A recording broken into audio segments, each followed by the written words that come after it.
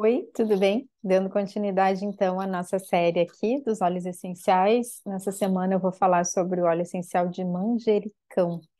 E ele é o 37º dessa sequência, onde nesse primeiro vídeo eu falo um pouquinho das propriedades, com a ênfase na psicoaromaterapia, e depois, no segundo vídeo, eu trago um exercício, uma sintonia com esse óleo essencial.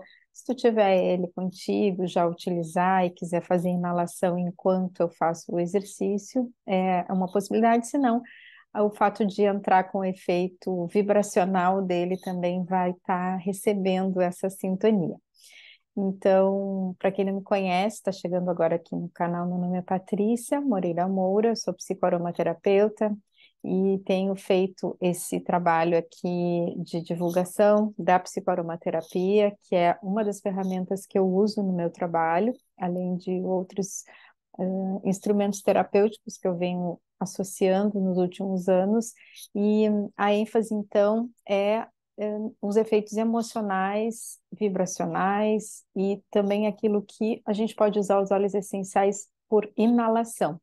Algumas pessoas me perguntam como utilizar, eu sempre recomendo dessa forma, através da absorção pelo olfato.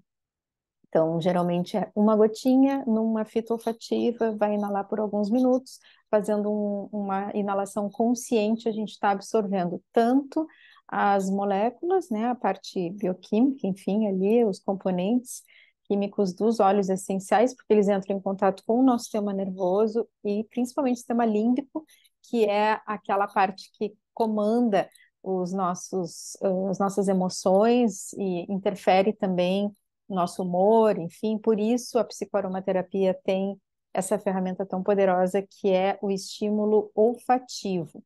Então, vamos hoje conhecer um pouquinho mais de algumas características do óleo essencial de manjericão. O nome científico é Ocimum basilicum e ele é feito por destilação das folhas e também das flores. O manjericão, aquela folhinha, é usada também até em alimento, como tempero. Ele tem, quando a gente pega a própria folhinha, ela já exala ali um aroma próprio, um aroma característico.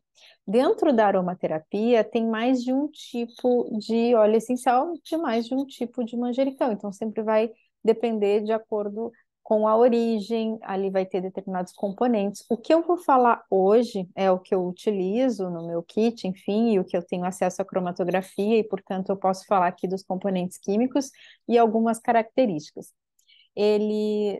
Geralmente a origem é da França, Itália, Espanha e Vietnã. Então, dependendo do produtor, enfim, né? A gente vai ver, principalmente esses são os mais frequentes, vamos dizer assim. E são utilizados em torno de 250 quilos de folhas e flores para produzir 1 litro de óleo essencial. E aqui a gente já tem uma outra característica que eu falei em alguns vídeos também, que é a extrema concentração de uma gota. Por isso que pensa, uma gotinha faz efeito? Sim, faz efeito, porque uma gota é extremamente concentrada ali, estão concentrados os componentes desse óleo essencial.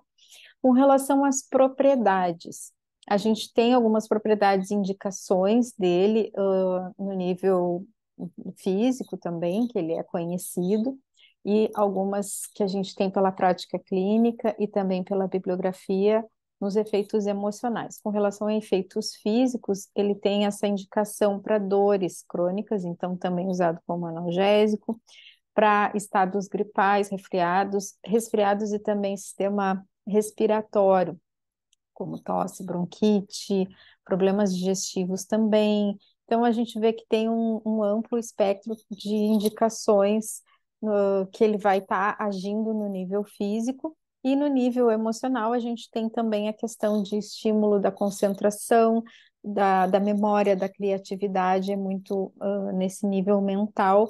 Também é um estimulante em situações de esgotamento, não só físico, mas mental. Então, se a gente pensa o óleo essencial de manjericão como associado a algum elemento, claro, isso vai depender muito do profissional, do terapeuta, né, como que ele trabalha com os elementos. Da forma que eu vejo, ele é um dos meus escolhidos para trabalhar o elemento fogo. e dependendo né, do autor, a gente vê até ele associado com outros elementos como terra, água, madeira, se for pela medicina chinesa. Dentro da alquimia, eu associo ele com o elemento fogo porque ele traz um movimento, uma ação, principalmente por essa característica de nos colocar com vitalidade em situações que a gente tem um certo esgotamento, tanto físico quanto mental. Então, por isso eu escolhi ele, está no meu kit ali de óleos essenciais que muitas vezes eu vou fazer a escolha em função dos quatro elementos e eu trago ele como representante do elemento fogo. Bom, também tem na prática clínica eficácia em casos de ansiedade, insônia, distúrbios bipolar, síndrome do pânico, depressão, cansaço. E falando um pouquinho dos componentes químicos, é interessante a gente ver os três principais componentes, os componentes majoritários desse óleo essencial, são o estragol, que chega a variar de 70% a 92%. Então, imagina a molécula do manjericão ser quase 90% desse componente, que é um éter, que é o que tem aquele aroma mais parecido com folhinha verde, assim, até lembra um pouquinho o anis, né? E ele tem aqui essa característica um pouco mais relaxante no sentido até de por isso a gente conhece ele como analgésico, porque ele pode, e tem estudos que falam dele ser antinociceptivo, que é para a gente não sentir dor, no caso. Então, ele ajuda nessas situações da propriedade mais analgésica, né? Por isso que ele é conhecido também dessa forma.